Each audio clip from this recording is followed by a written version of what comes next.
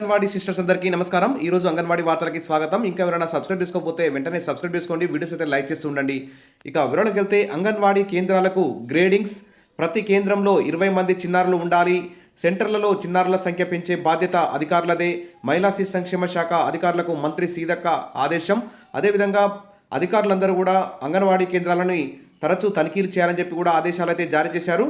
ఇక్కడ ఈ హెడ్డింగ్ చూస్తే మంత్రి గారు జరిపిన సమీక్ష చూస్తే అంగన్వాడీ కేంద్రాలకు గ్రేడింగ్స్ ఇచ్చే ముందు మరి అంగన్వాడీ కేంద్రాలకు ఎక్కువ మొత్తంలో ఫండింగ్ అయితే మంజూరు చేయాలి బడ్జెట్లో అని చెప్పి అందరూ కూడా భావిస్తున్నారు. మరి అంగన్వాడీ కేంద్రాలకు గ్రేడింగ్స్ ఇచ్చే ముందు అంగన్వాడీ కేంద్రాలను మొత్తం కూడా ఆధునీకరించాలి. అంగన్వాడీ కేంద్రాల్లో మౌలిక సదుపాయాల కల్పన చేయాలి. తర్వాత అంగన్వాడీ టీచర్లు ఆయాలకు సంబంధించి కూడా మరి జీతాలు కూడా పెంచాల్సిన బాధ్యత ప్రభుత్వం మీద ఉంది. అప్పుడే మరి అంగన్వాడీ కేంద్రాలకు గ్రేడింగ్స్ ఇచ్చే విధానం అయితే సక్సెస్ అయ్యే అవకాశం ఉంది. ఇక రాష్ట్రంలోని అన్ని అంగన్వాడీ కేంద్రాలకు గ్రేడింగ్లు ఇస్తామని మహిళా శిశు సంక్షేమ శాఖ మంత్రి సీతక్క అయితే తెలిపారు. ఇక తర్వాత పనితీరు ఆధారంగా అవార్డులు రివార్డులు ఉంటాయని, ప్రతి సెంటర్లో కనీసం 20 మంది చిన్నారులు ఉండాల్సిందే అంటూ మంత్రి సీతక్క ఆదేశాలు అయితే జారీ చేశారు. ఇక పోషకాహార తెలంగాణ లక్ష్యం. ఆ దిశగా అంగన్వాడీ కేంద్రాలు పనిచేయాలి. జిల్లా స్థాయి అధికారులు వారంలో కనీసం 3 అంగన్వాడీ కేంద్రాలను సందర్శించాలి అంటూ మరి మంత్రి సీతక్క వీడియో కాన్ఫరెన్స్లో అయితే అధికారులకైతే ఆదేశాలు జారీ చేస్తున్నారు. ఇక అంగన్వాడీ సెంటర్లకు గ్రేడింగ్. సరుకులలో నాణ్యత లోపిస్తే కఠిన చర్యలు. కందిపప్పు సరఫరాను నామినేషన్ పద్ధతిలో ఎందుకు కట్టబెట్టారు? గ్రామాల్లో చిన్నారులను గుర్తించి అంగన్వాడీ కేంద్రాల్లో చేర్పించాలి.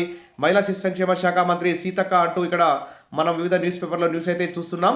సరే, ఈ గ్రేడింగ్ ఇచ్చే ముందు మరి అన్ని అంగన్వాడీ కేంద్రాలకు ఫండింగ్ పెంచాలి, అంగన్వాడీ కేంద్రాలను ఆధీకరించాలి. తర్వాత అంగన్వాడీ టీచర్ల ఆయాలకి కనీస వేతనం 26,000 అమలు చేసి వారికి రిటైర్మెంట్ బెనిఫిట్స్, పెన్షన్, గ్రాట్యుటీ తదితర సౌకర్యాలన్నీ కల్పిస్తే ఖచ్చితంగా మరి అంగన్వాడీ టీచర్లు మంచిగా పనిచేసే అవకాశం ఉంది. ఇక మంచి గ్రేడింగ్ వచ్చే కేంద్రాలకు అధికారులు అవార్డులు అందజేస్తారని చెప్పారు. ఇక ఈ సందర్భంగా ఆమె మాట్లాడుతూ రాష్ట్రంలోని అంగన్వాడీ కేంద్రాలు పూర్తి స్థాయిలో పనిచేసేలా చర్యలు తీసుకోవాలని అధికారులను ఆదేశించారు.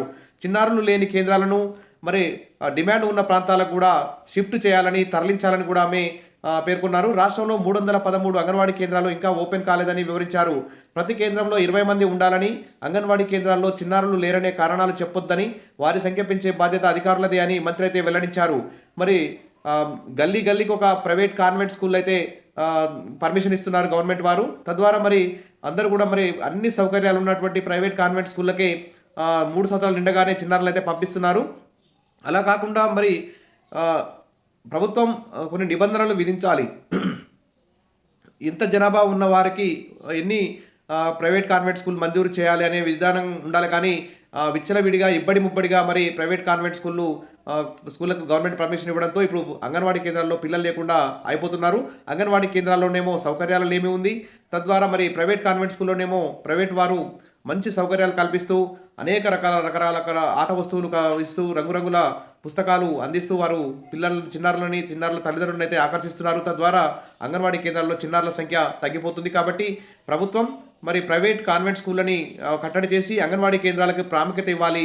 అప్పుడే మరి అంగన్వాడీ కేంద్రాల్లో ఖచ్చితంగా పిల్లలు పెరిగే అవకాశం ఉంటుందని ఇక్కడ అంగన్వాడీ యూనియన్లు అయితే చెప్తున్నాయి. ఇక బడిబాట తరహాలో గ్రామాల్లో ఇంటింటికి వెళ్ళి చిన్నారులను గుర్తించి అంగన్వాడీలకు వచ్చేలా కృషి చేయాలన్నారు. పోషకాహార తెలంగాణ లక్ష్యంగా అధికారులు, ఉద్యోగులు కలిసి పనిచేయాలని సూచించారు. జిల్లా అధికారులు వారానికి 3 అంగన్వాడీ కేంద్రాలను సందర్శించాలని ఆదేశించారు.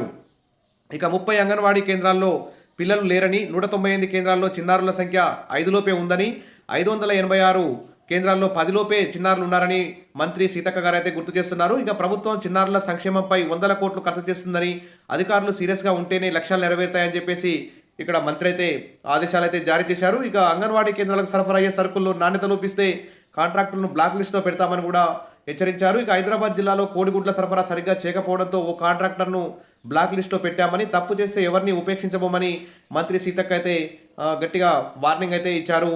ఇక పోషకాహార పక్షోత్సవాలు అయితే ఇప్పుడు తెలంగాణలో ఘనంగా నిర్వహిస్తున్నారు. మరి దానికి సంబంధించి మెను బిల్లు కూడా భారీ ఎత్తున పెంచితే ఈ పోషణ మహోత్సవం కూడా ఖచ్చితంగా సక్సెస్ అయ్యే అవకాశం ఉంది.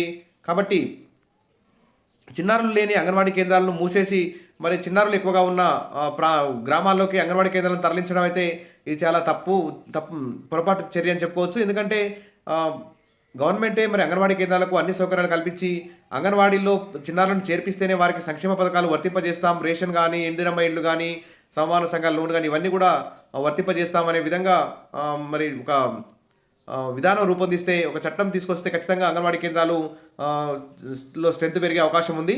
కాబట్టి ప్రభుత్వం ఆ దిశగా చర్యలు తీసుకోవాలి. ఫస్టు అంగన్వాడీ టీచర్ల ఆయాల జీతాలు కూడా పెంచాలి. వారి ఉద్యోగ భద్రత కల్పించాలి. తర్వాత వారికి ఇతర డిపార్ట్మెంట్ పనులు అప్పగించొద్దు.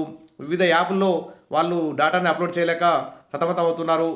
మరి 5G ఫోన్లు ఇవ్వాలి. ఆ యాప్లన్నింటినీ కలిపి ఒకే యాప్‌గా రూపొందించాలి. తర్వాత ఖాళీ అంగన్వాడీ టీచర్ పోస్టులు, ఆయా పోస్టులన్నింటినీ భర్తీ చేయాలి. ఆయాలకి ఇప్పటికి 14,000 పైగా అంగన్వాడీ టీచర్ ఆయా పోస్టులు భర్తీ చేస్తాం. నోటిఫికేషను మహిళా దినోత్సవం రోజు విడుదల చేస్తున్నాం అని చెప్పారు. కానీ ఇంతవరకైతే విడుదల చేయలేదు. వెంటనే 14,000 పోస్టులకు సంబంధించి వెంటనే అంగన్వాడీ నోటిఫికేషన్ కూడా విడుదల చేయాలి.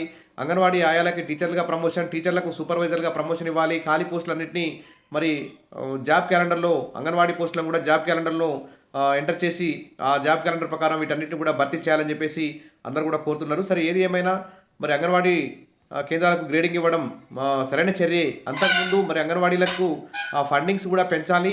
అంగన్వాడీ టీచర్ల ఆయాల జీతాలు పెంచి తర్వాత ఎలాంటి చర్యలు చేపట్టినా కానీ మరి మంచి ఫలితాలు ఇచ్చే అవకాశం ఉంది. ప్రస్తుతం ప్రభుత్వం అయితే బడ్జెట్లో ఖచ్చితంగా నిధులు కేటాయిస్తారని చెప్పి మరి మెను బిల్లు కూడా పెంచుతారని చెప్పి ఆశిద్దాం. Wish all the best. మరిన్ని అప్డేట్స్ కోసం మన ఛానల్ని ఫాలో అవుతుండండి. వీడియోస్ అయితే లైక్ చేస్తూ ఉండండి. Thank you.